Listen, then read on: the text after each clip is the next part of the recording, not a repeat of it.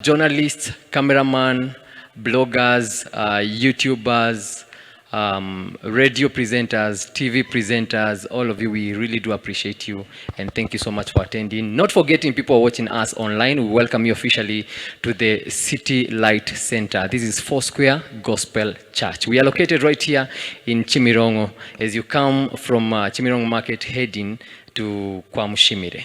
You find this amazing church just next to the road. If you're new, you have never come here, we welcome you. Join us. Every Wednesday we have an amazing service, and every Sunday we have great services actually. So come join us and God will bless you as we are together. So if the microphone is ready, yes, kindly reka tutangire from the other side. Thank you, Jas. Yes, so you just let us know amazina yawe hanyuma ikinyamakuru that you're representing here. Thank you. Murakoze, nitwa Joel from Iyobokamana TV and Iyobokamana.rwa. Murakoze Joel. Nitwa Steven Karasira, Radio Mucyo. Murakoze. Peace Nicodemus aho yankuye Magic FM. Murakoze. Byumvure Frederic, Gospel Time. Murakoze cyane. Imana ishimwe Dieudonné, Byiringiro TV. Murakoze. Christian Abayisenga, Isibo TV. Murakoze.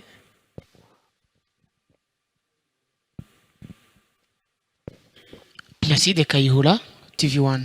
Murakoze. Orphe Bayo, Inyarwanda TV. Okay, merci.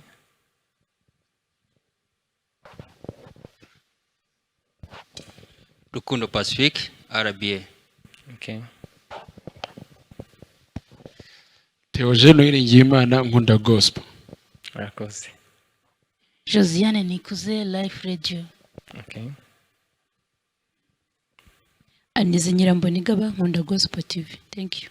Thank you too. Museme na B Eve, Iyobokamana TV. All right, thank you. Mupende Gideon, Nyarwanda.com. Okay, murakoze. MC James, Authentic TV and Radio. Okay, thank you. Rushimisha Danilo, Yes Arakora TV.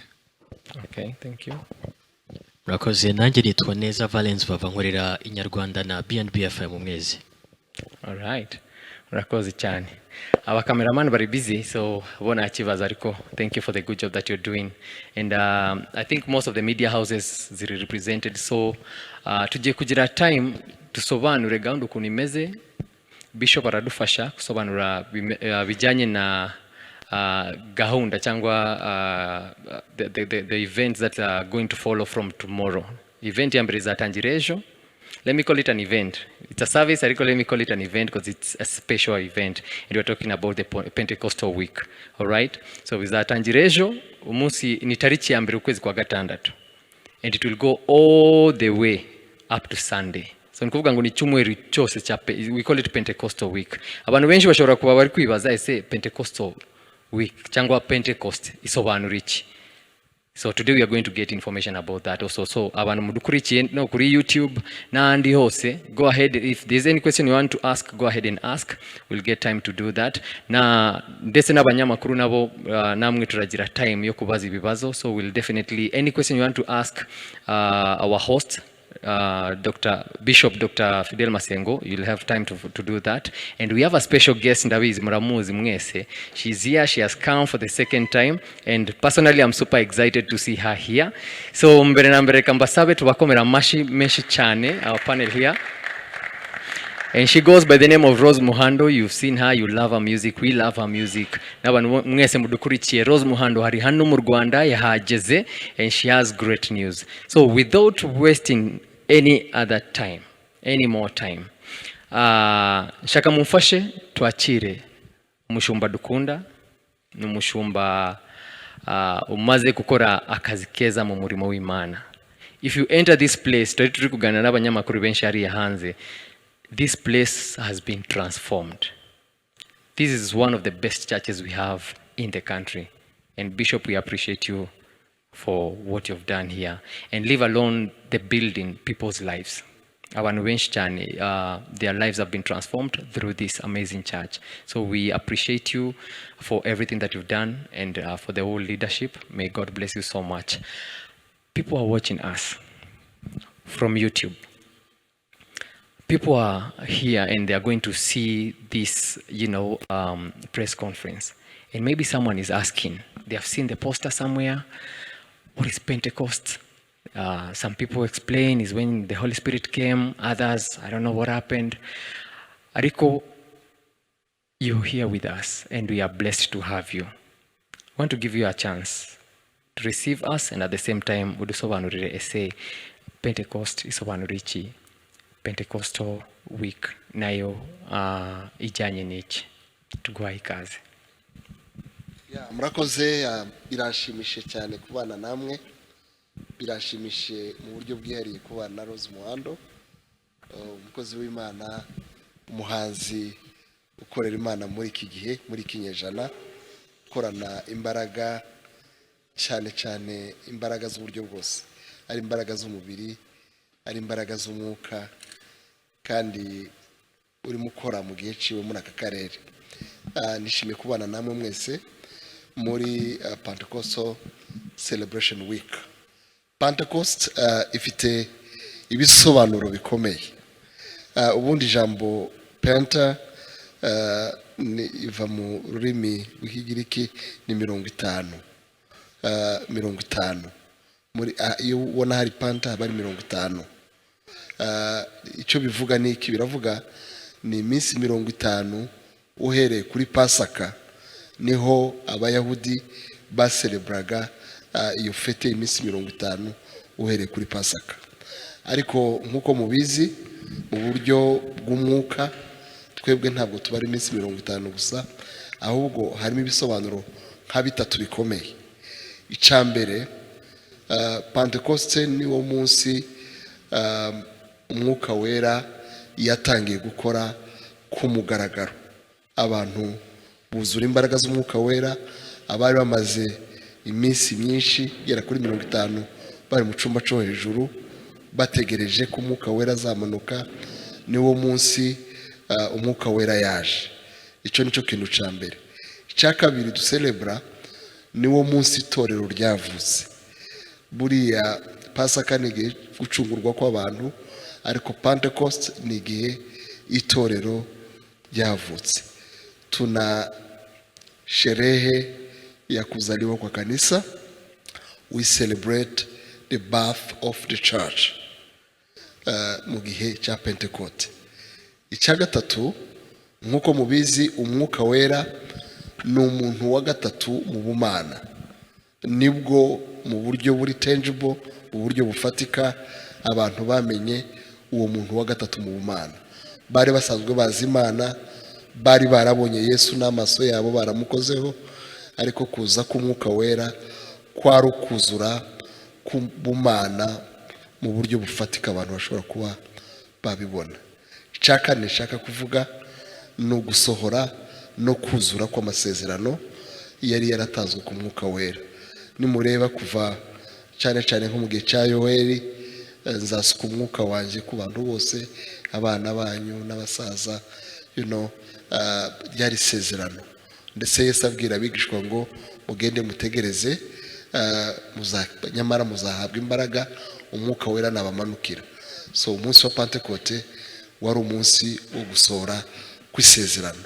Nk'itorero rero ry'aba Pentecote Foursquare, ni celebration ikomeye. Nkuko ducelebra kuvuka kwa Yesu, tugacelebra Pasaka, so we do also celebrate Pentecost as one of our big events. Dutekereza rero gucelebra nuko dusanzwe ducelebra, ariko nkuko mubizi twari tumaze imyaka nk'ibiri tudacelebra icari cyo cyose kubera ibihe twari turimo bya corona. Nkuko mubizi twigeze ducelebra Christmas, hari igihe Pentecost na Pasaka zabaye turi muri guma mu rugo muri 2020.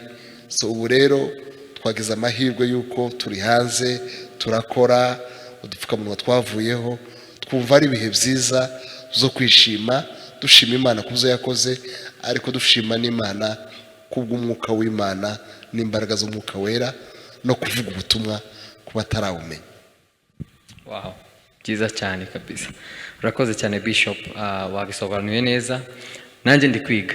I'm also learning, I'm also getting to understand more about this. Ejo bundi we saw a poster. We saw a poster, n'abantu benshi, they saw a poster that Rose Muhando is coming back to Rwanda. First of all, njewe naba excited. I was like, wow, this is amazing news. Na Wanyarwanda wengi wakashukuru sana, wakafurahi, wakasema Rose anarudi. Kitu kizuri sana. Wenda umuntu ashobora kwibaza, why Rose? Why did you see the importance of inviting Rose? That's one thing. Ikindi, last time we saw Rose connected so much with Foursquare, abantu bakamwishimira cyane. What is expected when this time round? Thanks a lot. Why Rose? Threefold reasons. Nambari moja wa namba kwanza, Rose is our friend for long time. Nimekutana na Rose mara ya kwanza wakati nienda kwa Injili Mwanza nchini Tanzania. Ilikuwa kwa mkutano wa Injili, wameniandika kama mwinjilisti na Rose alikuwa akiimba. Ni hapo tuliconnect, tukajuana, nikamfurahia. Nilikuwa namjua mbele, namjua kwa nyimbo, namjua kwa video. Nilikuwa bado sijamuona macho kwa macho. Wakati nilienda Tanzania tukakutana. So nibwo bwa mbere twahuye. Mara ya pili wakati alikuja kwa event ambayo ilikuwa hapa mwezi wa 4, tulifurahi kumpokea kwa ikanisa. Twamwakiriye kubera ko twaganiriye, tumusaba yuko yasura itorero, arabyemera, araza. Nkuko mwabibonye abantu baramwishimira, natwe twumva tumwishimiye, wakamfurahia, wakamwambia wanampenda, akawapenda watu, akaimba nao, akaabudu nao, akaconnect nao. Roho za Wanyarwanda zikamubeba kabisa. So kurudia mara ya pili kwa miezi 2 ambayo inafuatana, kwa sisi tunaona kama ni upendo ilimrudisha. Third, watatu, tunamjua kama ni mwimbaji ambayo anawagusa watu wengi. Hapa watu barabarani wote wanamjua Rose. Hata kwa bar wanaimba nyimbo zake. So kumleta hapa ni kwa ajili tu ya Injili. Tunajua tukiwaambia Rose haiko hapa, kuna watu ambao hawajaokoka ambao watakuja hapa, na itakuwa ni wakati nzuri ya kanisa to minister to them na kuwaambia habari njema. So tubifatanga igihe cyo gukonektana abantu batarakizwa. Kuzana Rose nuko tuzi ko afite imbaraga mu mitima y'abantu benshi bari hanze ahangaha, kubabwira yuko Rose ari hano, abantu benshi bazitabira. Hanyuma ijambo ry'Imana riravuga ngo kwizera kuzanwa no kumva ijambo ry'Imana. Deja umunsi w'ejo tuzaba turi kumwe na Rose hano, n'umuvuga butumwa abandi benshi bakunze mu Rwanda, Rutayisire Antoine. So turefata nk'amahirwe ku bantu bazaza kuba bakumva ijambo ry'Imana, kuba bakizwa. Ariko cyane cyane Rose yashimishije imitima y'abaramyi, yashimishije imitima y'abahimbaza Imana. Kumuzana hano ntabwo ari ukwibesha, ni byiza cyane kuko arakunzwe. Byiza cyane, urakoze cyane Bishop. Tugiye kuguha umwanya udufashe kwakira umushyitsi wacu, ariko before that let me let you know tufite n'abandi bantu tuzafatanya nabo cyangwa abandi bakozi b'Imana tuzafatanya nabo. Tufite Reverend Dr. Canon Antoine Rutayisire, he will be here with us. Hanyuma Joyous Melody ni present worship team ya Foursquare Gospel Church. Not forgetting abanaziri nabo iyi minsi bari ku trendinga cyane. Nagisubizo bazaza, dufite nagisubizo muri iki cyumweru. Hanyuma Bishop, so that ugo umwanya wenda udufashe kwakira umushyitsi wacu, ni ikintu cy'agaciro cyane kuba dufite Rose hano. Rose no muhanzi ukunzwe cyane muri Africa no hanze ya Africa, and just to see her next to us here, it's a big blessing. So tunakushukuru sana. Asante kwa kutuletea Rose.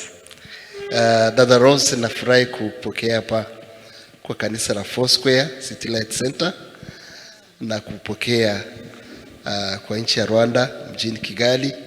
Najua unapenda Rwanda, unapenda Wanyarwanda, unaimba na Wanyarwanda, unaombea Wanyarwanda, wanakuombea. So umefika Rwanda, karibu ujisikie, najua uko nyumbani. Asante sana. So naweza kukaribisha kama una neno ambalo utasema mbele waandishi wa habari wakuzungumlishe. Unaweza kamata microphone, unawaambia kile unacho rohoni mwako.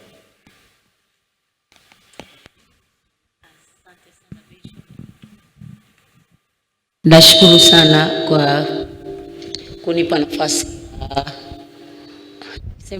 ya upendeleo. Ndishimye cyane Bishop kumwanya umwanya mwiza wo kwishimira. Kipekee namshukuru Mungu. By'umwihariko ndashimira Imana kunipa nafasi ya kukanyaga kwenye hii madhabahu kumwanya wo gukandagira kuri iki gicaniro kwa mara ya pili. Kwa nshuro ya kabiri. Na kushukuru sana Bishop kwa kunipa kibali cha kuwepo hapa tena kwa mara ya pili. Ndagushimiye cyane Bishop kumpa uburenganzira bwo kuba hano ku nshuro ya kabiri. Si kwamba mimi ni bora kuliko wengine, suko nje ndi mwiza kurusha abandi, lakini kila jambo linafanyika kwa wakati wa Bwana. Ariko buri jambo ryose riba mu gihe cy'Imana. Ashukuriwe Mungu aliyekutumia kunialika hapa. Ndagushimiye rero kubera ko wantumiye nk'abandi hano. Na mimi kwa roho ya unyenyekevu nasema asante. Nanjye kubw'umutima utuje uciye bugufi ndavuze ngo mwarakoze cyane. Niko hapa kwa sababu ya kulibeba sanduku la Bwana. Tulikutana Mwanza, sikufikiria kama kuna siku nitakuja hapa. N'uwo munsi duhurira Mwanza ntabwo nigeze ntekereza ko tuzahurira hangaha. Kumbe lilikuwa ni kusudi la Bwana na sasa limetimia. Ahubwo byari umugambi w'Imana none washitse. Ninaamini kabisa katika hizi siku zote nitakazokuwepo hapo kuanzia kesho. Ndizera neza ko iminsi yose nzaba hano guherejo. Kuna jambo jipya Mungu atafanya katika mkutano huu. Hari jambo rishya, hari ikintu gishimane zakora muri iki giterane. Maana Mungu hawezi kutukutanisha bure, iko sababu. Kubera ko Imana itaduteranyiriza ubusa, ahubwo hari impamvu. Kwa hiyo nashukuru sana, asanteni sana kwa Bishop, kanisa na Wanyarwanda wote. Kubera iyo mpamvu ndabashimire mwese, itorero, Bishop n'Abanyarwanda bose. Nashukuru kwa sababu nyimbo zangu zilitangulia kabla ya mimi kufika hapa. Ndashima cyane kuko indirimbo zanjye zaje mbere yanjye ntaranagera hano. Kwa hiyo nafikiri zilitengeneza njia kabla sijafika. Ndizera neza ko zatunganyije inzira mbere yuko nanagera hangaha. Kwa ajili ya hili nasikia faraja na fahari kumtumikia Mungu, sichoki. Kubera ibyo ngibyo numva mfite ibyishimo n'agaciro gakomeye, sinshobora kunanirwa gukorera Imana. Lakini pia ariko nanone nina project na Frank nafikiri this week. Mfite umushinga na Frank, ndatekereza ko ari muri iki cyumweru. Tutarekodi wimbo mmoja, nafikiri mnajua vile napenda nyimbo zangu. Sasa mimi nilisema hapa kwamba nitasimama pamoja na yeye kumsupport. Angalau kama ni mtoto na yeye nimshike mkono atembee. Tuzakorana nawe indirimbo, murabizi ko akunda indirimbo zanjye kandi akunda kuziririmba. Numvise nshaka kumufata ukuboko kugira ngo nawe aje imbere. Hiyo ndio project pia niko nayo hapa. Uone umushinga nanone mfite hano. Kwa hiyo mimi binafsi ninaona fahari sana kufanya kazi na yule kijana. Amegusa mioyo ya watu Tanzania kuliko vile mnadhani. Kubwanjye mbona ari by'agaciro cyane gukorana n'uriya musore. Muri Tanzania indirimbo ze zakoze ku mitima y'abantu benshi cyane. Yaani ni Tanzania, Kenya, East Africa, yule kijana watu wanamjua sana. Muri Tanzania, muri Kenya, muri East Africa, ahantu henshi baramuzi uriya musore. Asante kwa kutulelea Frank, baba Mungu akubariki sana. Mwarakoze cyane Bishop kutulera Frank, Imana igumugisha. Na sisi kwa karama ile Bwana ametupa, na sisi wacha tumshike mkono tusogeze mahali. Natwe ku mpano Imana yaduhaye reka tumufate ukuboko tumugeze imbere aho Imana ishaka kwagera. Lakini pia jambo la pili ningependa Bishop, unajua ninatoa kesho wimbo wangu mpya kabisa tunauachilia YouTube. Ejo Bishop urabizi nzasohora indirimbo yanjye nshyashya izasoka kuri YouTube. Kwa hiyo nina uzinduzi pia kwenye madhabahu hii albamu ya wimbo wangu mpya. kubera ko nanone hano kuri iki gicaniro nzasohora indirimbo yanjye nshyashya. Kwa hiyo bado huu mkutano umekuwa baraka sana kwangu. Bwana aliamuru kwamba wimbo wangu unaotoa unaitwa Tuipakue Asali ya Kanani. Indirimbo nzasohora iravuga ngo tudahe ubuki bw'Ikanani, nayo nzayisohora muri kino gihe hano kuri kino gicaniro. Nitaipakulia hapa kwenye hii madhabahu kesho. Azayisohora ejo hano kuri kino gicaniro. Kwa hiyo nina furaha kwamba madhabahu hii baba ndo wimbo wangu unazinduliwa hapa kesho. Kubera ko iyo mpamvu yuko indirimbo yanjye nzayisorera hano ejo, ndagushimiye cyane Bishop kandi ndishimye. Kwa hiyo mashabiki wote wanaweza kuingia kwenye channel yangu ya YouTube. Abantu bose bashuti banje bashaka kwinjira kuri channel ya YouTube Muhando Official.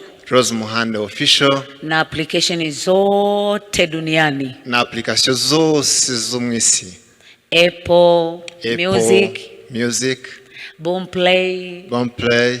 Na nyingine zote na Sky Music na kila kitu. Nizindi nyinshi cyane Sky Music nizindi zitandukanye. Ukiingia utaiona. Nuhagera uzabona iyo ndirimbo. Lakini furaha yetu ni kuhakikisha utukufu wa Mungu unasimama. Ariko ibyishimo byacu ni kumenyekanisha neza ko icyubahiro cy'Imana gihagaze kigiye hejuru. Na haitakuwa mara yangu ya mwisho kuja hapa. Ntago ari ubwa nyuma nzabanje hano. Nikiwa Rwanda ile ndo kanisa langu nitakuwa naabudu. Kwa hiyo Wanyarwanda mjue, ukiniona niko mjini njoo niulizie hapa. Nimekuja kujaje? Ndi mu Rwanda nzajya nteraniro hano. Nuzajya mbona mu mujyi hano Kigali ujye umenya ko nzajya nteranira hano muri Foursquare. Ukiniona tu mjini Kigali njoo ulize hapa nimekuja kujaje. Numbona gusi Kigali uzabaze hano uko naje. Lakini nimefurahi pia kuona waandishi wa habari. Ninyi ndio mnatusaidia kuinuka kwetu. Mungu awabariki sana. Ako nishimye nanone kubona abanyamakuru ni mwebwe mudufasha kuzamura icyubahiro cy'Imana. Leo tumekutana hapa Foursquare, lakini kuanzia kesho mambo ni fire, mambo ni moto kabisa. Kila kitu watu kile wanakijua kwangu kupitia muziki wangu watakipata tu kuanzia kesho hapa. Uyu munsi twahuriye hano, ejo bizaba rumuriro, hazaba hameze neza. Ikintu cyose mutegereje kuri nge muzakibona. Nimekuja kufanya kazi, kwa hiyo niko kikazi zaidi. Naje gukora kazi, numva rero ndi mu kazi cyane. Asante sana. Murakoze cyane. Mbarikiwe kabisa. Muhabwe umugisha cyane. Amen. Reka dukomere Imana amashi. Murumva yuko hari indirimbo azasohora ejo, azayisorera hano. Ejo abantu barajya kuri YouTube muzayibona. Kandi ari hano gukora umurimo niko avuze. Reka nsubize Digispin umwanya. Urakoze cyane Bishop. Rosa, asante sana. Asante. Tumeshukuru sana kuona umerudi tena kututembelea hapa Kigali. Amen. Tunapenda nyimbo zako. Alafu najua wanahabari wengi wanatamani sana kukuongelesha, wajue vitu tofauti kuhusu Rose. Wajue Rose alianza muziki vipi? Wajue Rose muziki yenye anaimba sasa hivi imefika wapi? Uzima wako vile uko. Tutaenda kuwapea watu tofauti waulize maswali, alafu utapata muda wa kujibu. Alafu tukimaliza sasa tutarudi kwa Bishop. Amina. Wacha tuanze na mimi. Mimi ndo wa kwanza kuuliza. Kuna wimbo Nipe Uvumilivu. Ndio. Kwa album yako ya kwanza. Ndio. Nadhani ndo wimbo ulifanya mimi mwenyewe nikakujua. Amina. Mara ya kwanza. Juu niliconnect sana na ule wimbo. Sijui kama ni true testimony ama ni wimbo tu uliimba kwa inspiration. Ilikuwa ni inspiration, lakini pia kuna uhalisia wa ukweli wa maisha yangu mimi ambayo nimeyapitia. Kwa sababu sidhani unaweza kufeel tu kufanya kitu kama kile kama hujapita kwenye hiyo shida. Haiwezekani. Kwa sababu hutaeleza kwa umakini. Na ukiona wimbo wowote ambao mtu ametengeneza kitu kutoka ndani ya maisha yake, story nyingi hata kama ni movie, muziki nyingi huwa zinakuwa ni za kweli. Ndio maana zikiwaendea watu zinaenda kugusa mioyo yao kwa sababu zinakuwa na uhalisia. Kwa hiyo ule ni uhalisia kabisa kwa kile nilichokipitia. Japo wale watoto sio wa kwangu, lakini nilipita kwenye hali ngumu kama ile. Indirimbo Nipe Uvumilivu Digispin avuze ko ariyo yamumenyeyeho ndetse ikamufasha cyane. yabajije Rose Muhando nimba ari inspiration gusa cyangwa nimba ari ubuzima bwe yaba yaranyuzemo. Rose Muhando yashubije ko mu by'ukuri nubwo yaje ari nka inspiration ariko nanone ni ikintu kijyanye n'ubuzima bwe, n'indirimbo yajyanye n'ubuzima bwe ukuntu yabayeho, nubwo abana yakoresheje aririmbira indirimbo atarabe ariko mu by'ukuri bijyanye n'uko nawe yabayeho. Iyo ndirimbo rero iramufasha kandi nawe ijyanye n'ubuzima bwe. Asante sana. Mtoto anakona swali, umuntu wese ufite ikibazo, ari microphone, ari micro twakoresha just tufashe. So turareba uje twafate ibibazo bitatu bya mbere abantu bakabaza, then Rose akabona umwanya wo gusubiza kubera igihe. Asante sana Rose Muhando, karibuni tena. Asante. Sasa ulisema kuhusu nipe uvumilivu, ni wimbo kubwa kabisa, ni wimbo wa kifahari katika East Africa. Okay. Nahitaji nikuulize kuhusu watoto. Niliona katika video yako ulikuwa na watoto. Mimi tatizo langu au swali langu la kwanza ni kujua eti ulifunga ndoa ama una familia, utatuambia kuhusu familia yako, ama usio na familia utatuambia. Asante sana kwa swali la pili, eti ulichagua kuwa wewe kipekee. Ikiwa ni chaguo lako, utatuambia chaguo hilo linakusaidia nini katika ministry ya kuimba. Asante. Ulikuwa unamaanisha nini? Sijakuelewa swali la pili. Swali la pili. Swali la pili nilitaka nijue chaguo lako la kuwa single. Linakusaidia? Sawa. Asante sana. Kwanza naomba nijibu swali la kwanza. Swali la kwanza liko hivi. Mimi nimezaliwa katika familia ya Kiislamu nyumbani kwetu. Nje navukiye mu muryango w'Abayisilamu iwacu mu rugo. Ni mtoto wa mwisho kati ya watoto watano. Ndi umwana ucura mu bana batanu. Baba yangu alikuwa shehe mkubwa. Data yari shehe mkuru cyane. Na nimesoma madrasa na kushika sheria za Kiislamu kama ilivyo kawaida. Nize gufata amategeko ya Kiislamu. Lakini nikiwa na miaka 9 niliugua sana. Niliugua takribani mwaka mzima. Narwaye hafi umwaka wose. Sikuweza kupona, hata shule niliacha. Sinabasha gukira ndetse n'amashuri ndayareka. Lakini wakati nimefika mahali nimechoka na nikamwambia baba yangu, baba ni afadhali nife kuliko kuendelea kuteseka hivi, nimechoka. Ariko ngeze ahantu maze kunanirwa mbwira data ati numva naniwe cyane, numva ntashobora gukomeza. Wazazi wangu waliniuguza sana, walikata tamaa kusema kweli. Ababyeyi banje baramvuje cyane bacika intege baravuga ati ariko.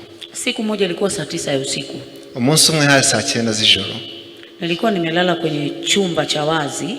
Yararyamye mu chumba kinguye. Babangu na mamangu walikaa kama hivyo kinitazama. Ise na nyina bari bicaye ku ruhande bamureba. Mara nikaona mwanga ukishuka kutoka juu mbinguni ukipenya kwenye mwamba wa nyumba yetu mpaka pale nilipolala. Hanyuma aza kubona umucyo uva hejuru mu ijuru unyura mu nkingi y'inzu yawo. Ule mwanga ulikuwa mfano wa nguzo. Uwo mucyo wari umeze nk'inkingi. Kwa hiyo ukashuka mpaka pale nilipolala. Uwo mucyo uramanuka kugeza aho nari ndyamye. Nikaona mkono kama wa mzungu. Mbona ukuboko, ikiganza kimeze nk'icy'umuzungu. Lakini hapa pia kulikuwa na kitu kinang'aa sana katikati ya kiganja. Ariko mu kiganza hari ikintu kirabagirana cyane. Ule mkono ulinigusa kichwani kwangu hapa. Icyo kiganza uko kuboko kunkoraho mu mutwe. Kwa sababu pale kwenye kichwa ndo nilikuwa nimevimba sana, alafu palikuwa panatoka majimaji mengi. Kubera ko mu mutwe niho yari yararwaye, harabyimbye cyane, hava amazi menshi. Basi ule mkono ukanigusa. Uko icyo kiganza kimukoraho. Na katika ile nguzo sauti ikatoka. Muri iyo nkingi hava mwijwi. Sauti ikasema. Ijwi riravuga ngo. Mimi ni Yesu. Ndi Yesu. Nimekuponya. Ndagukijije. Uwe mzima. Ube muzima. Amka ukanitumikie. Byuka unkorere. Mara ya kwanza. Munsi wa mbere. Mara ya pili. Inshuro ya kabiri. Na mara ya 3. N'inshuro ya 3. Kisha baada ya hapo ule mkono ukatoweka. nyuma yaho ngaho uko kuboko ikiganza kiragenda na ule mwanga ukapotea kidogo kidogo ukarudi huko. Nuwo mucyo nawo ugenda ushira ugenda gahoro gahoro usubirayo. Basi kutoka pale yani maumivu yote nilisikia yamekoma. Kuva ubwo ububabare bwose burashira. Nikapiga kelele nikamwambia baba nimepona. Mvuze induru mbwira data ati nakize. Babangu alikuwa nadhani kwamba ikifika saa ya mwisho watu wengi wanaongeaga vitu vingi vingi. Kwa hiyo akajua na mimi ni hivyo. Data tekereza ko iyo umuntu agejeje mu masaha ya nyuma y'ubuzima bugiye kurangira bavuga ibintu byinshi cyane biterekeranye. Nilinuka pale nikiwa nimekonda sana lakini ilikuwa na nguvu. Narabyutse aho ngaho narindi nubwo nari nanutse cyane ariko nari mfite imbaraga. Na ule vidonda mwilini vilikauka, hapa palikauka kabisa, hapakuwa tena na uvimbe, maji yakakoma. Nikamwambia babangu nimepona. Ibikomere bimwe bigenda byumaho gake gake no mu mutwe hazaga amazi asa nagabanutse, mbwira data ati nakize. Lakini pia wakati ule mwanga ukishuka wazazi wangu waliona na macho. Ariko igihe umucyo wamanukaga ababyeyi banje barabibonye n'amaso. Ila mkono hawakuona na wala sauti hawakuisikia, nilisikia peke yangu. Ariko kuboko ntibakubonye ndetse n'ijwi ntibaryumvise, ni njye nyine wabibonye wanabyumvise. Baada ya kupona, nyuma yo gukira, niliendelea na shule. Nakomeje amashuri. Na bado pale shuleni, ku ishuri, nilipofika darasa la 7, ngeze mu wa 7, ile sauti ikarudi tena. Byajwi liragarukana none. Yapata miaka 3 baadaye. Ndyumva nyuma y'imyaka 3. Inasema kwamba mimi ni Yesu nimekuponya wewe mzima. Rivuga ngo ngendi Yesu ndagukijije ube muzima. Nikikaa darasani inasema. Ndi mu ishuri nyumva. Nikicheza na wenzangu inasema. Ndi kwiga ndi gukina n'abandi jojwe nkaryumva. Nikarudi nikamwambia babangu ile sauti imerudi tena. Subira mbwira data ryajwi nongeye kuryumva kandi. Sasa jirani yetu kuna mama ameokoka, baba yangu alimpa mashamba. Babangu alikuwa mkulima mashamba makubwa. Umuturanyi wacu data yari yaramuha amasambu yo guhingamo kuko data yari umuhinzi yari umukristo. Mama wa huyo mama alikuwa hakimu wa mahakama ya hapo kijijini kwetu. Mama yari umukristo aho ngaho iwacu twari dutuye. Nikajificha nikaenda kwa ule mama nikamueleza. Ngenda nihishe njya kubwira wa mama. Akaniambia Yesu anakupenda. Arambwira ngo Yesu aragukunda. Nikamuuliza Yesu anakaa wapi? Ndamubaza se Yesu atuye hehe? Nilitaka tu anipeleke kule ambako wanaishi nyumbani kwao kwa kina Yesu niende. Ndifuza ko Yesu yanjyana aho ngaho atuye tukajya kubana nawe aho ngaho. Akanambia Yesu ni mwana wa Mungu anakaa juu mbinguni na baba yake. Arambwira Yesu ni umwana w'Imana ari mu ijuru hamwe na se. Huyu Mungu unayemtaja kila siku ndo baba wa Yesu. Imana njya mvuga buri munsi ni we se wa Yesu. Nikamwambia nitamuona aje. Ndamubwira se nzamubona gute? Akaniambia ukibatizwa. Arambwira ngo nubatizwa utamuona Yesu. Uzabona Yesu. Sasa huo ndio ulikuwa mtihani wangu, kwa nitabatizwaje? Yani baba yangu ni Muislamu, sisi tulikuwa Waislamu haswa. Icyo nicyo cyari kizami kuri nje, nibaze se nzabatizwa gute ko data ari Umuislamu, ni gute bizagenda kugira ngo nikarudi nikamueleza baba yangu. Subira mbwira data. Baba yangu kwa sababu aliona nimepona vile Yesu aliponitokea. Ise kubera ko yari yabonye uko yakize ndetse n'ukuntu Yesu yamwiyeretse. Akaniambia sawa, japokuwa unajua ni mtu mkubwa, ilikuwa ni ngumu, haiwezekani. Unajua sio jambo rahisi kwa nyumba kama ya kwetu. Umvaga iryo jambo atari jambo ryoroshye mu nzu nk'iwacu. Basi nikaenda kwa ule mama nikamwambia babangu amekubali.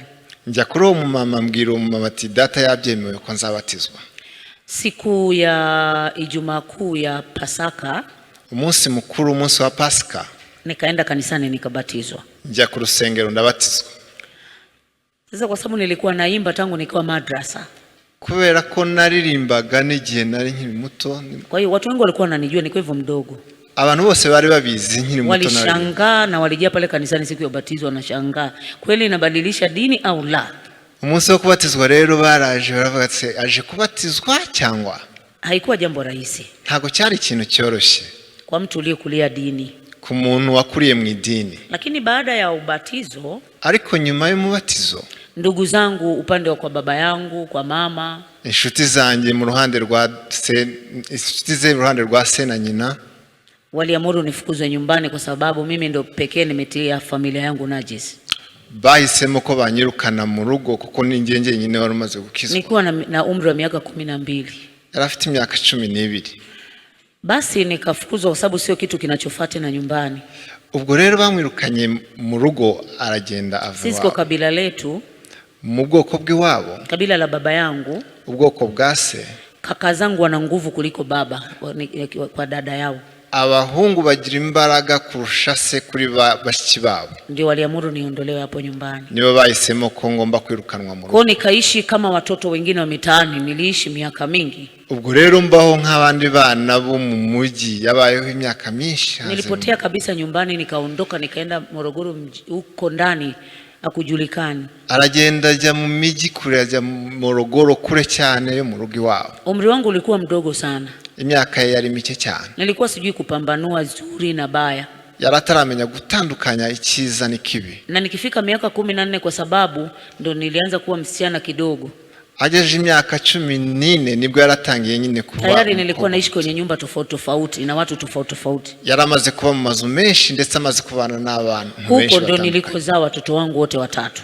Icyo gihe nicyo gihe yabyaye abana be batatu. Sijawahi kuolewa.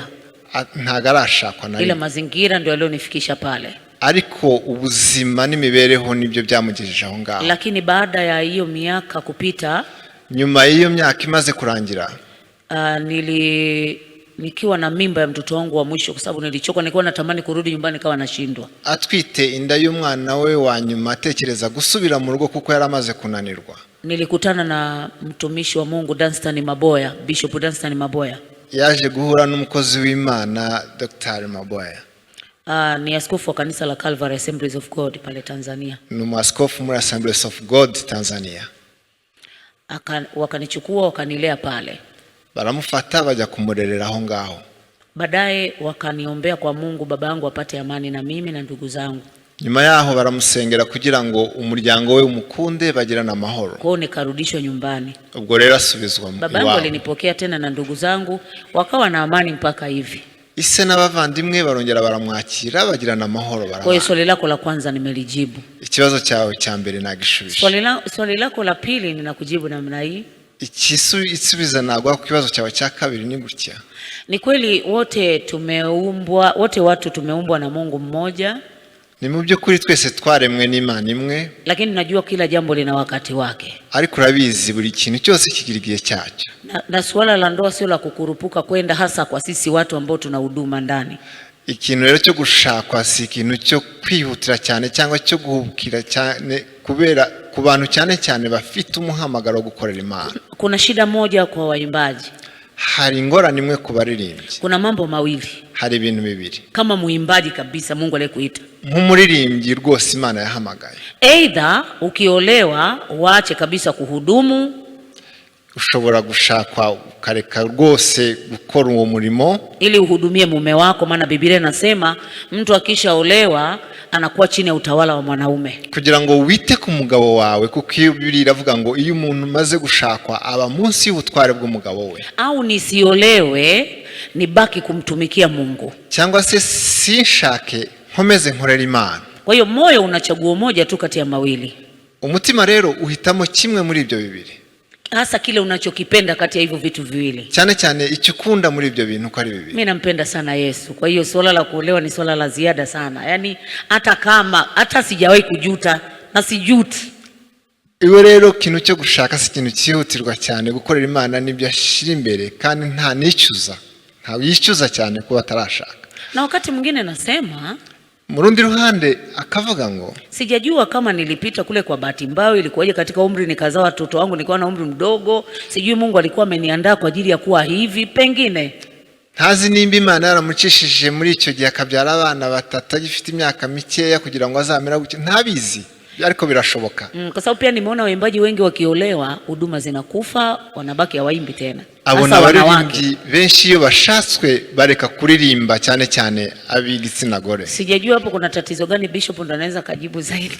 Sizi ikibazo kiba mu Bishop wenda ashaka kuza kubisubiza. Lakini katika yote mimi namshukuru Mungu kwamba anaendelea vizuri na Yesu na anaendelea kumtumikia Mungu. Kama la kuolewa likija basi nalo litoke kwa nani? Kwa Bwana. Ariko nanone nzakomeza gukorera Imana kandi no gushakwa nabyo nibiza bizave ku Mana. Asante sana. Murakoze cyane. Asante sana Rose. Uko na testimony ajabu, inaguza roho za watu wengi sana. Vile Mungu alikuponya na vile uliingia kwa huduma, na tunashukuru sana kuona jinsi Mungu anakutumia mpaka wa leo. Nyimbo zako, testimony yako, hata ukihubiri, unajua na wewe unahubiri pia, ni transformational kwa watu wengi. Watu wenye wako kwa YouTube tuko na watu wanauliza maswali, abantu badukurikiye kuri YouTube mushobora no kohereza ibibazo mwifuza wenda kubaza Rose. Hari abantu mbonye bari gwa ikaze Rose. Watu wanasema karibu sana Rose. Nashukuru sana, asante. Mtumishi wa Mungu tunakupenda, karibu sana Rwanda. Amina, nimekaribia. So nabandi bose turaza kureba ibibazo cyangwa icyo mwifuza kubaza Rose. Reka tukomeze na press conference. Umunyamakuru wa kabiri, yes Joel. Reka tupate ibibazo nk'ibitatu, sibyo? Hanyuma umuntu ushoboye turakoresha indimi zose. Ushobora kuvuga mu Kinyarwanda tukatranslatinga cyangwa mu Giswahili. Joel ndabizi we Giswahili nta kibazo. Mu Cyongereza no mu Gifaransa. Karibu sana. Murakoze cyane. Ikibazo cya mbere nshaka kubaza Roza Muhando, Pentecost isobanuye iki kuri we, cyangwa ni ubuhe butumwa bw'umwihariko bwa Pentecost yahereza abantu bamukunda bari kureba iki kiganiro? Icyo ni ikibazo cya mbere. Icya kabiri, ese byakunda yuko mwaduha akapera kuri iyo ndirimbo nshyashya izasohoka ejo?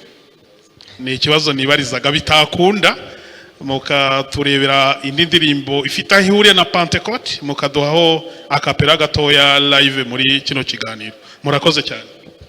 Murakoze. Reka tufate undi wa kabiri. Yes Christian.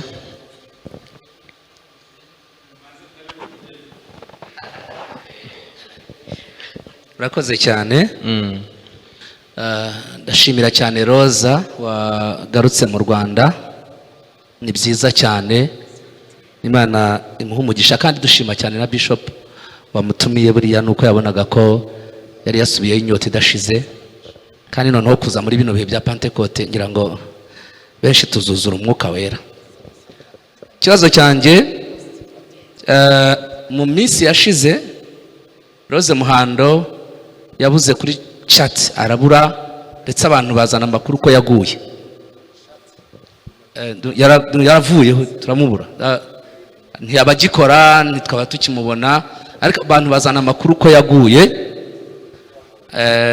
Kandi koko hari n'amakuru atari meza yuko hari abantu bamutumiraga ntaze, kandi yariye n'amafaranga y'abantu. Biragenda byambika isura mbi Rose Muhando.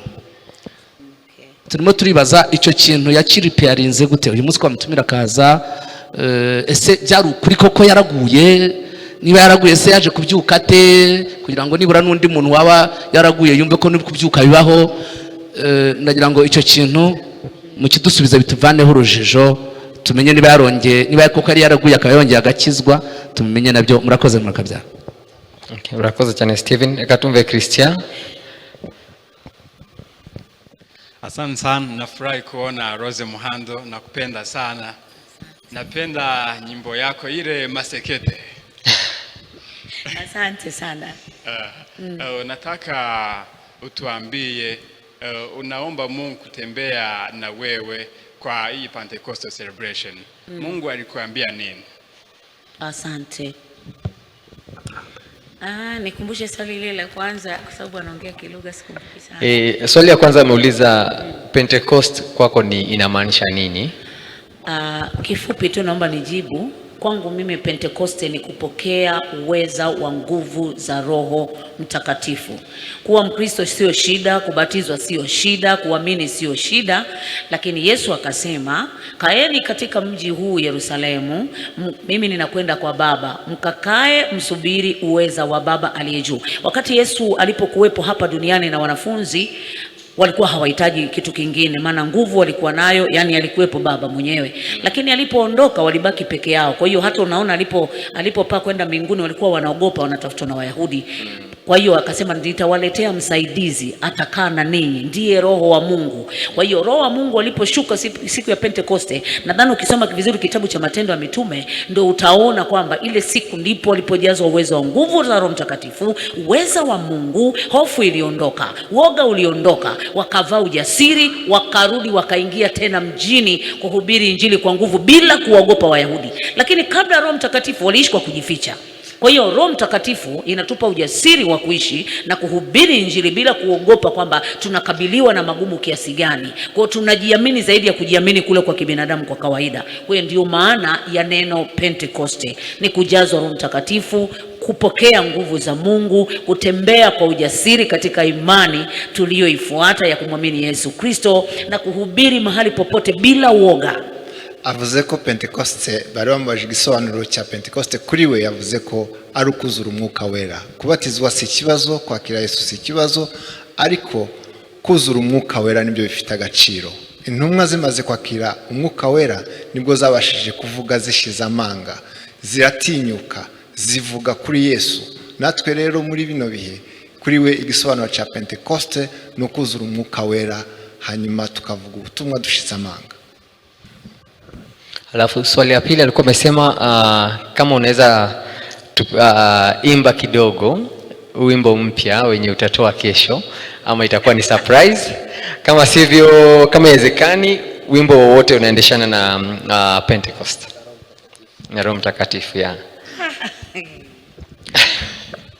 Una nguvu, nguvu, nguvu ya ajabu damuni mwa Yesu.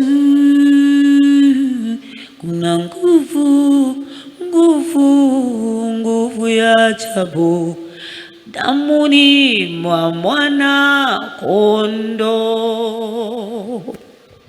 Amen. Amen. Kuna mwanahabari ameuliza swali akasema hapo awali watu wako wanaona Rose kwa social media ama kwa concerts, ma event kwa muda fulani, wakajiuliza Rose mambo imekuwa vipi, amepotea, kumekuwa vipi, then wakakuja kusikia Rose ni kama amerudi nyuma. Ile wanasema ku backslide kwa wokovu. Hatukujua ni ukweli ni uongo, na kuna invitations tofauti wakakutumia hapa na pale, kuna nafasi moja mbili pengine kupatikana ukuwa. So alikuwa anauliza uliweza aje kurudi kwa muziki na nguvu mpya, na pengine wakati unaweza elezea kulienda vipi ndo ikuwe clear kwa kila mtu kuelewa mambo ilikuwa vipi. Asante sana. Murakoze cyane. Iko namna hii. Ni gutya byagenze. Biblia inasema vita yetu si katika damu na nyama. Biblia iravuga ngo intambara zacu si z'inyama n'amaraso, ila katika ulimwengu wa roho, mapepo wabaya na wakuu wa anga. Ahubwo ni mwisi y'umwuka. Kwa hiyo tunapohubiri injili watu wanadhani ni jambo rahisi sana kwamba tunaweza enda tu hivi. Rero iyo tuvuga ubutumwa abantu batekereza ko ari ikintu cyoroshye dushobora kubikora gutya gusa. Sisi vita yetu na shetani siku zote, hakuna kulala. Twebwe intambara yacu na Satani nta gusinzira.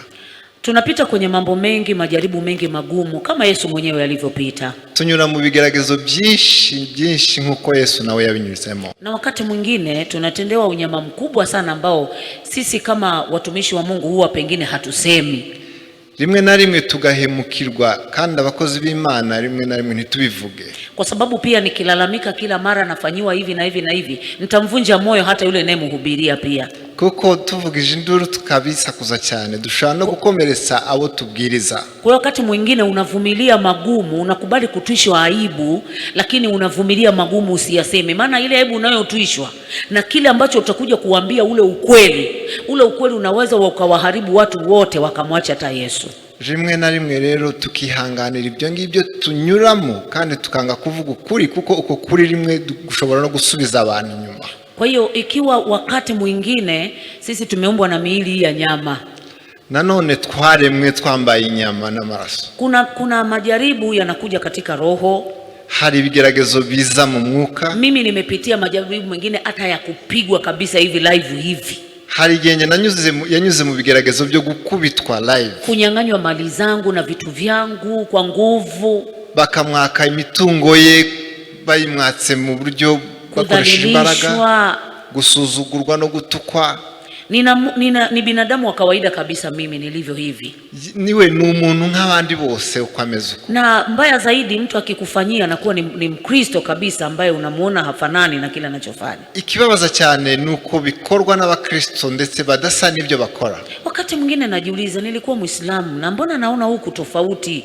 Sioni kile ambacho nimetaka kukiona. Rimwe na rimwe akibaza se ko yari Umuislamu none akaba atabona itandukaniro mu bakristo nkuko yabitekerezaga. Lakini unasikia sauti inakwambia, ariko ukumva ijwi rirakubwiye ngo na yaweza mambo yote katika haya nitie nguvu. Shobozwa byose numpa imbaraga. Unainuka unaendelea. Ugahaguruka ugakomeza. Watu kusema Rose alikuwa anapewa hela labda haji kwenye mikutano ya watu, hawakujua situation ambayo nilikuwa napitia ni ngumu mno. Abantu bavuga ngo Rose yahawe amafaranga ariko ntaze mu biterane, ntago bazi ibyo yanyuraga mu bintu bikomeye cyane. Na mengine hata ni aibu kuiambia jamii. Bimwe ni ikintu gikomeye kugira ngo bibwire abantu. Lakini neno moja tu nililokuwa nimesema. Ariko ijambo rimwe yavugaga. Katikati ya lawama hizo zote. Muri uko kuvumwa no gutererana. Nikasema Mungu wewe unanijua zaidi. Aravuga ngo Mana wewe uranzi cyane. Mwili wangu ulichoka. Umubiri we warananiwe. Maana ndio ulikuwa ukijeruhiwa kila siku. Kubera ko ni wowe wabazwaga buri gihe. Akili yangu ilifika mwisho kufikiria. Ubwenge bwe bwagezeho budashobora gutekereza neza. Nilibaki na nafasi moja tu. Yasigaranye ahantu hamwe gusa. Kwamba Mungu wewe unanijua. Kuvuga ngo Mana wewe uranzi. Wewe ndio uliniponya wewe. Ni wewe wankijije wewe. Sijahubiriwa na mtu injili kwamba amenishawishi. Ntago nabwirijwe n'undi muntu wenda ngo abe yaranshutse. Ila ulinitokea wewe mwenyewe. Ariko ni wewe wanyeretse wenyine. Kwa hiyo nakujua wewe mwenyewe. Rero ndakuzi wewe wenyine. Nakujua wewe Yesu halisi hivi. Wewe ndakuzi Yesu neza. Naomba niokoe na hili nalo. Ndagusabye ngo unkize nibi nabyo.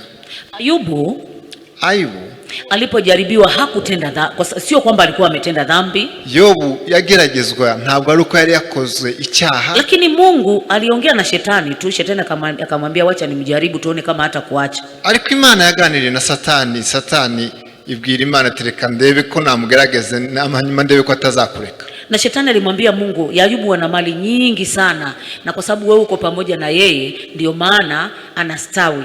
Satani abwira Imana ati Yobu afite mitungo myinshi cyane kandi kuri kumwe nawe niyo mpamvu ashikama agakomeza. Ndio maana anakuamini kwa sababu ya mali. Niyo mpamvu kwemera kubera. Wacha nichukue hizo mali zake na watoto tuone kama atakuamini. Reka nkureho iyo mitungo ye n'abana hanyuma ndebe ko azakomeza. Na waliongea tu hivi kama sisi tumekaa hapa. Bavuganaga nkuku twicaye nkaha. Mungu akamwambia nenda kaguse vyote lakini usiguse uhai wake. Imana iramubwira ati ugenda ukore kuri byose ariko ntukore ku bugingo. Kwa hiyo lile neno halijaishia kwa Ayubu, liko kwa watakatifu wote leo, ila wakati tu wa kila mtu haujafika. Iryo jambo ntabwo ari byagarukiye kuri Yobu gusa, riri kubakiranutsi bose no kuri munsi nuko gusa ibyo bihe wenda bitaragera. Na kila mtu anajaribiwa kulingana na ukubwa wa kiwango cha imani. Kandi buri wese ageragezwa bingana no kwizera kwe. Hata kama sijafikia kama Ayubu lakini nilipita kwa sehemu kama yeye. Nubwo ntageze ku rwego rwa Yobu ariko nanyuze mu nzira nkize. Kama mali zilichukuliwa, nimba imitungo yaratwawe, watoto wangu walirudishwa shule, abana be bakirukanwa ku ishuri, mimi kama kupigwa nilipigwa, nimba ari gukubitwa yarakubiswe, kama kuugua niliugua sana lakini na ninyi wote mnajua, nimba ari kurwara yararwaye cyane kandi namwe mushobora kubizi. Kwa hiyo Mungu alimruhusu shetani anipige kwa kila eneo. Rero Imana yahisemo yemereye Satani ko yamukubita mu buryo bushoboka bwose. Lakini neno moja Mungu alimwambia shetani kwangu mimi. Ariko ijambo rimwe Imana yabwiye Satani ku buzima bwe. Gusa vitu vyote lakini usiguse uhai wa Rose. Ukore ku bintu byose ariko ntukore ku buzima bwa Rose. Na baada ya kuvumilia, nyuma yo kwihangana, nikainuka nikawa mshindi. Yongeye kubyuka abyuka nk'umutsinzi. Kwa hiyo imani yangu imekuzwa mara 100 ya pale ambapo. Kuri ubwo rero kwizera kwe kwarazamutse inshuro nyinshi cyane. Kwa hiyo hatujaribiwi eti kwa kuwa Mungu hatupendi, hapana. Ntabwo tugeragezwa ngo bisobanure ko Imana itadukunda oya. Tunajaribiwa kwa sababu Mungu anajivunia watu wake. Tugeragezwa kuko Imana yirata abantu bayo. Nadhani nimekujibu. Ndibaza ko nagusubije. Umejibu vizuri sana. Christian, unaweza rudia swali kidogo?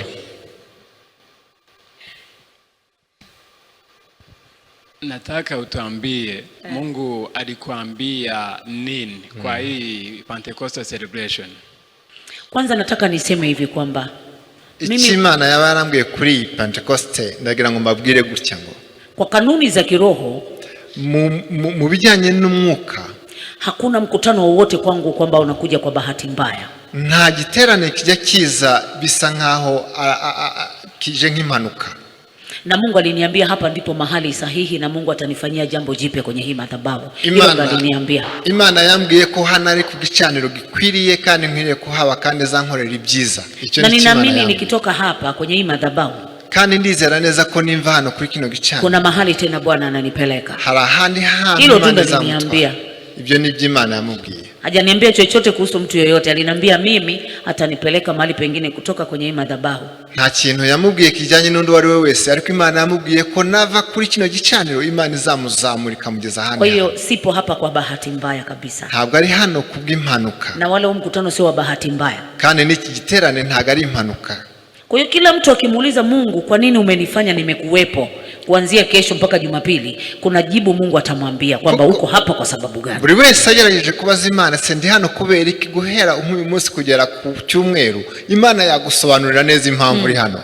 Natamani ndifuza ko kama watu wote wanaokuja hapa, kwa abantu bose bazaza hano, wangetambua kwamba sio kawaida, bazamenye neza ko atari ibintu bisanzwe, ndio watapokea kutoka kwa Bwana. Nibwo bazakira kuva kwamba kuwepo kwa huu mkutano sio kawaida. Kuko kubaho kw'iki giterane ntabwo ari ikintu gisanzwe. Kuna jambo Mungu anataka kukutendea. Hari ikintu Imana ishaka kugukorera. Akae tayari na Mungu, ajiweke sawa na Mungu. Buri wese yitegure yishire mu mwanya n'Imana. Na kuna jambo litatokezea kwa maisha yake. Hari Imana, hari Imana izakora ku bugingo. Sijawahi kumchukulia Mungu kawaida. Sindafata Imana nk'ibintu bisanzwe. Kila jambo Mungu analolifanya kwa wakati. Ikintu Imana ikora mu gihe cyayo, najua kuna sababu yangu kwake. Mbanze ko hari impamvu yanje kuri yo. Asante. Murakoze.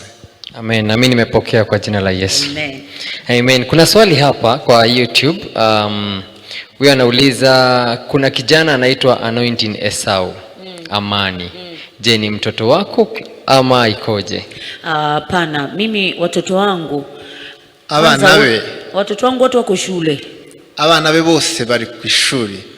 Sijajua yeye mwenyewe kwa nini anasema Rose ni mama yangu, pengine ni upendo. Upendo tu. Ntagazi impamvu uwo mwana yavuze ko Rose ari mama we, birashoboka ko ari urukundo. Kwa hiyo basi mimi nikiitwa mama na mimi naitika, kwa sababu hajaniita jina baya, ameniita mama na amefurahia kuimba kwangu. Na yeye anasema tangu akiwa mdogo alikuwa anasikia nyimbo zangu anatamani. Na unajua anaimba vizuri sana. Kwa hiyo anatamani na anafanya vizuri. Kwa hiyo mimi kwake ni mama kama nini mnaita nini? Modo wake kwenye huduma. Kwa hiyo anapenda niwe kama mama yake. Iyo amwise mama we ntago ari ijambo ribi, biramushimisha kandi yakundaga indirimbo ze akiri muto. Rero ni role model we, ni icyitegererezo cye. Kuba rero amwita gutyo. Lakini watoto wangu wako watatu, msichana mmoja na wavulana wawili, na hawajawahi kuimba. Afite abana batatu, umukobwa umwe n'abahungu babiri, kandi ntibaratangira kuririmba. Maana wako shule, japo msichana anaimba sana lakini yuko shule. Baracyari ku ishuri, nubwo umukobwa aririmba cyane ariko baracyari ku ishuri. Nao wawili wa kiume hata hawaimbi. Abo babiri b'abahungu mu by'ukuri nta nubwo baririmba. Kwa hiyo nafikiri hilo nalo nimelijibu sasa. Ndibaza ko icyo gisubizo nyishubije. Asante. Wacha tupate maswali tatu za mwisho. Tuanze na Diodone na Nicodem, Diodone na Placid. Munyemere mbaze mu Kinyarwanda, Igiswahili ntago ndi mwiza cyane. Nta kibazo, twakoresha ururimi dushaka. Murakoze cyane. Iba ntarondogoye, nashimira cyane Rose ko yagarutse mu Rwanda. Ngiye nkiri umwana nakuze nkunda ibihangano bye cyane. Kuba rero ndetse nanahoze nifuza ko nahura nawe, nishimire ko kuba ndi hano nawe ahari. Ubwo ndaza no gushaka uburyo nifotozanya nawe nkabike agafoto. Hanyuma yakoze kudusubiza neza, ariko ndashaka kubaza umushumba Dr. Fidel Masengo. Ikibazo cya mbere numva namubaza kirahera ku cyo Rose yamushimiyeho. Yamushimiye cyane ko afasha impano, akarera impano harimo na Frank. Ngiye by'umwihariko ndamushimira ko abahanzi ba hano bahabwa platform ikwiriye. Hari ahandi mu yandi madini biba conflit d'intérêt, ugasanga biragoranye ndabimushimira ariko ikibazo cyanjye ni ukumubaza wenda mu buryo buri sustainable w'umuziki w'abahanzi ba gospel by'umwihariko barizwamo hano ni iki mwifuza namutekereza gukora. Hari andi matorero mu bindi bihugu dusanga afitemo za record labels bafite amastudio akomeye, mwebwe ko tubona mufite ubushobozi n'iki muzakora ku buryo buri sustainable tukabona Rose Muhando wenda uturutse muri Foursquare. Icyo ni ikibazo cya mbere. Cya kabiri peruka hano runo rusengero rwitwa Foursquare Gospel Church, ariko wenda mushobora kuba mwumva atari detail ifatika, ariko twebwe iyo turi kwamamaza ibintu bya hano tuba dukeneye kumenya details. Niyo mpamvu nashaka kumenya, hari ibyapa nabonye hano harimo cyanditseho City Light Foursquare Church, ikindi cyanditseho City Light Center Foursquare Gospel Church, ikindi cyanditseho City Light Church. So mu rwego rwo kugira ngo tumenye branding na visibility y'itorero tugomba kumenya uburyo tubivuga, kuko biragaragara ko byahinduye, hari ikindi cyiyongereyeho. Munaze kutubwira impamvu mwabyongereyeho. Ndumva ibibazo byanjye ari ibyo. Otherwise Bishop ndagushimira cyane ko ukomeje kurera impano z'abahanzi. Imana iguhe umugisha. Murakoze. Nifuza kubaza areka mbere kuri Bishop Masengo, nifuza kumubaza ku kigendanye ese Rose Muhando umubona ute nubwo wamutumiye kuba aza kugira ngo ataramire cyangwa se adufashe kwiziza Pentecote, umubona ute wowe nihe mbuto umubonamo wadusangiza yanatumye umutumira kuza muri Pentecote? Ikindi ndabaza Rose Muhando, ese u Rwanda rufata ute kuba indirimbo zawe zikundwa mu Rwanda? Warubizi? Ese niba ubizi niki bikongerera muri wowe? Murakoze cyane. Yego murakoze.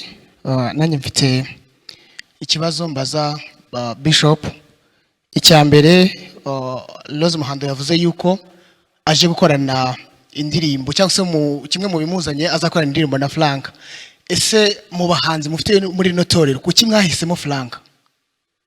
Kandi tuzi ko rino torero rifite abahanzi benshi bafite platform nini ikomeye, kuki ari Frank mwahisemo? Icyo ni icya mbere.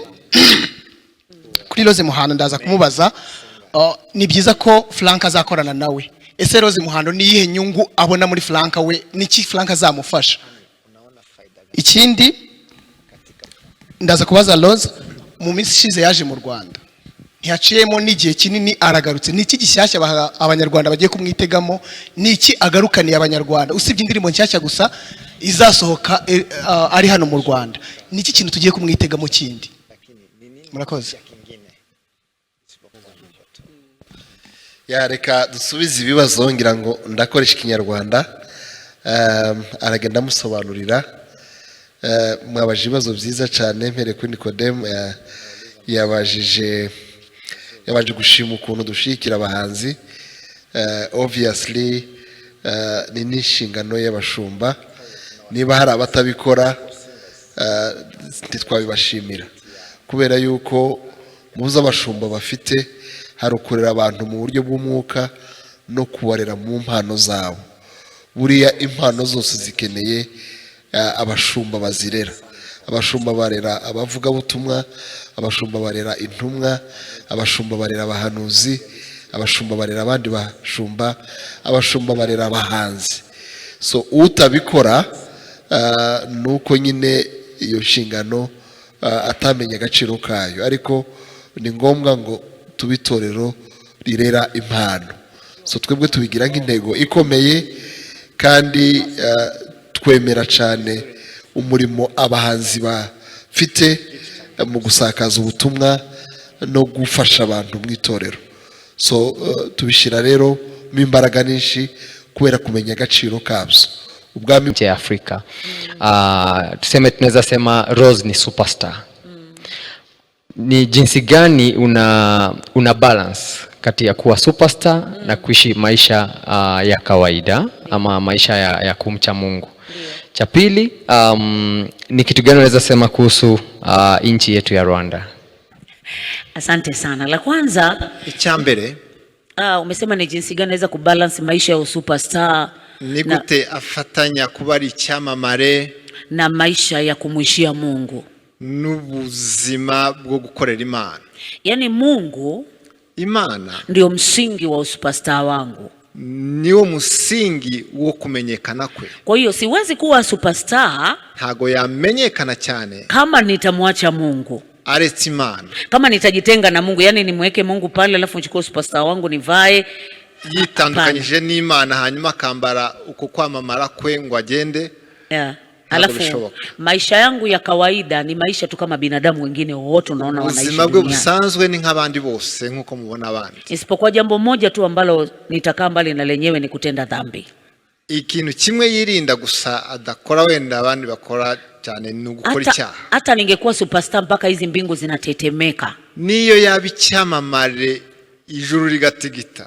Yani Yesu kwangu ni namba moja, alafu vingine vinafuata huko. Yesu niwe nimero ya mbele. Na wala maarufu mimi hawezi kunilewesha kiasi kwamba nikaona Mungu si kitu kwangu, hapana. Kandi kwamamara ntago byamusindisha kugeza aho yakumva Imana idafite ikivuze. Kwanza siku nikimwacha Yesu nakufa.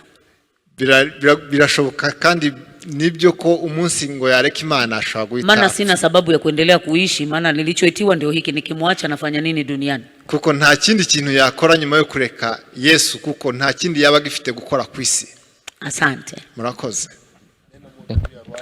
Asante sana. Neno langu moja juu ya Rwanda, jambo rimwe ku Rwanda, juu ya nchi ya Rwanda, ku gihugu cy'u Rwanda na watu wake n'abanyarwanda. Kwanza nimshukuru Mungu kwa ajili ya nchi nzuri. Kwanza mbere na mbere ndashimira Imana kuri iki gihugu cyiza na watu wake wazuri n'abantu bacyo beza. Lakini pia niwashukuru kwa sababu ya kuwa na akili kubwa Mungu amewajalia pia. Nanone ndabashimira ku bwenge bwinshi n'ubumenyi Imana yabahaye. Katika yote mmempenda Mungu kuliko kitu chochote. Muri ibyo byose mwakunze Imana kurusha ibindi. Na nawaomba muendelee kumpenda Mungu kuliko kitu chochote. Kandi ndabasaba gukomeza gukunda Imana kurusha ibindi ibyo ari byo byose. Lakini neno langu jingine, ariko irindi jambo rya kabiri, muombe pia rais wenu sana kuliko. Musengere umukuru wanyu w'igihugu cyane kurusha. Maana Biblia inasema, kubera ko Biblia ivuga ngo msingi ukiharibika, iyo umusingi wangiritse, mwenye haki umukiranutsi atafanya nini? Yakora iki? Kwa hiyo msingi wa nchi yenu ni rais wenu. Urufatiro rw'igihugu cyanyu, atakaye usimamisha msingi kuwa imara ni watu ni ninyi wenyewe. Uzakomeza urufatiro rugakomera cyane ni mwebwe ubwanyu, kwa maombi yenu mbele za Mungu, kubw'amasengesho yanyu imbere y'Imana. Huu msingi utaendelea kuwa imara. Uru rufatiro ruzakomeza gukomera. Asante sana. Murakoze. Wacha tushukuru Rose sana. Reka tushimire Rose cyane kabisa, tumukomeye amashi. Hanyuma tugana ku musozo, Bishop reka nguhe ijambo udusoreze iyi press conference, wibutsa n'abantu cyane cyane abantu badukurikiye gahunda ukuntu ikurikiranye kuva umunsi w'ejo. Murakoze. Hari umuntu witwa Pacifique nabonye akomeje kuzamura ukuboko, ijambo rimwe gusa wa RBA.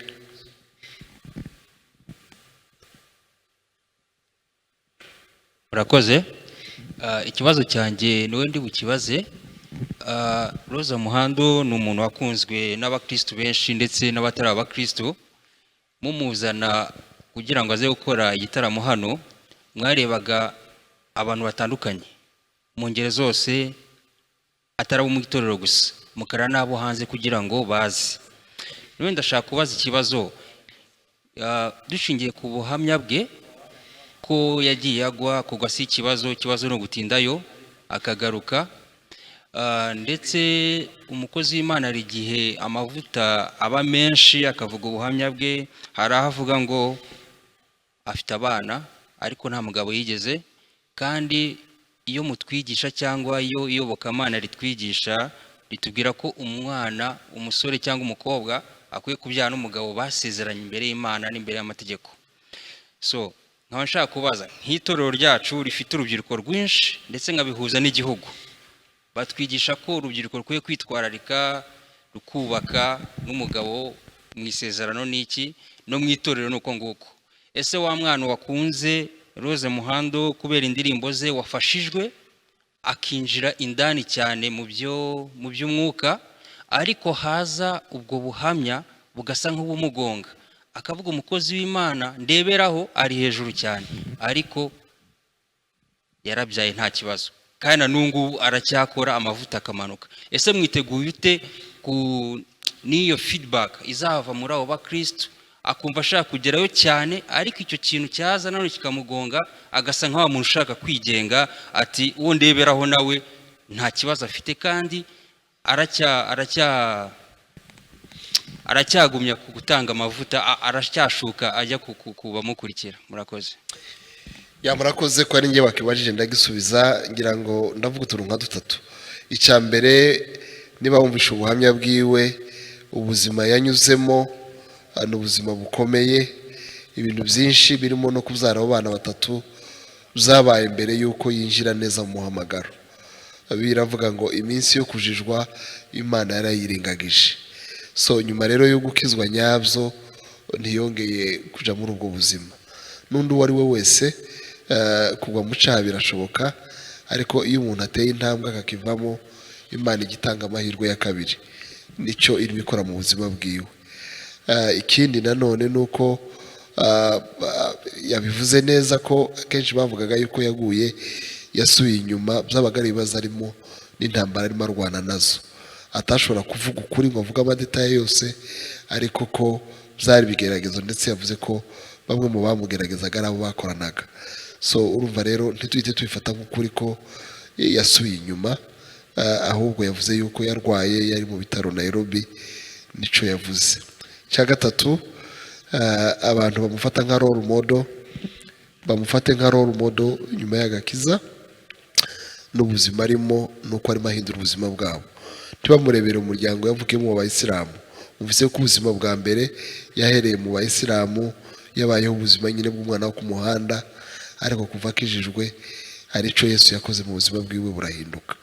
So dufite rero umuntu wafasha abandi akabera urugero, aho amenyeye impano yiwe atangiye gukorera, hari ibintu byinshi abantu bamwigiraho. Icyo tubwira urubyiruko nuko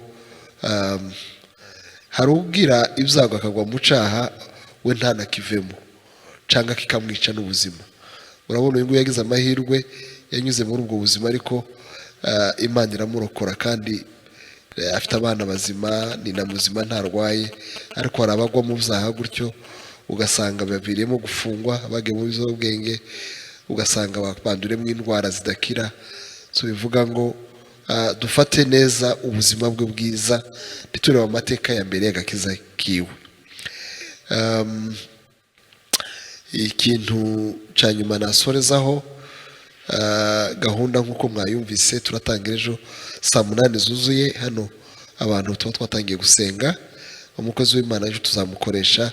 Ejo dufite n'umuvugabutumwa Dr. Antoine Rutayisire, tuzaba tuvuga kuri Pentecostal birumvikana. Hanyuma no kuwa 4 kuva saa 10, no kuwa 5 kuva saa 10, no kuwa 6 kuva saa 10, n'amateraniro akora tugira amasaha menshi. Hanyuma ku cyumweru tugira amateraniro atatu mu rusengero, nayo azashobora kuyakoramo. So nuko bimeze, gahunda nuko bimeze. Tuzajya tunyuzamo tugerageze gukora ivugabutumwa hanze mu gitondo, kugira ngo imigoroba yacu hazemo n'abandi bataramenya Kristo, tuba amahirwe. Ni ibihe byiza byo guhemburwa, ni ibihe by'amasengesho, ni ibihe bihindura n'ibihe tuvuyemo bya corona. Ku bantu bifuza kuramya nyako, guhimbaza nyako, kwinjira mu mbaraga za Pentecote, turabatumiye.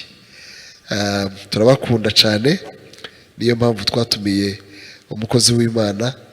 Hanyuma mu byitabire tuzagirane ibihe byiza. Ntabwo bishura, nta mafaranga bisaba kuza hano kuri City Light 4 Square Church Kimironko ku masaha. Reka dusoze dusenga. Mana turagushima, ijambo ryawe ravuga ngo uko wari uri ni kuri ni nakuzahora. Wagiye ugaragara mu buzima bwa Roza kuko yabivuze, nanone uracagaragara mu buzima bwiwe, ndetse n'ejo hazaza hari mu biganza byawe. Ubundi Roza navugaga natwe twese hari aho twavuye, hari aho tugeze, hari aho tuganisha. Turabigushimiye Mwami, turashima umurimo wakoze mu buzima bwacu n'uri mukora n'uwo ukomeje gukora. Turakwereka gahunda y'iki cyumweru, ntibibe show, ntibibe performance, bibe ibihe byiza byo kwinjira mu busabane no guhindurwa. Imbaraga zawe Mwami zuzure hano hantu, abantu benshi bazaza hano bazakorweho kandi bazakizwe. Turakwereka Mwami wacu igihugu cyacu cakiriye Rose akibera umugisha, nacyo kimubera umugisha. Turagushima yuko uduha ibihe byiza birimo umutekano, birimo amahoro, kugira ngo dushobore gukora mu gihe cyacu. Wakoze yuko watangiranye natwe kandi yuko ukomezanya natwe. Icyubahiro kibe cyawe iteka ryose. Amen.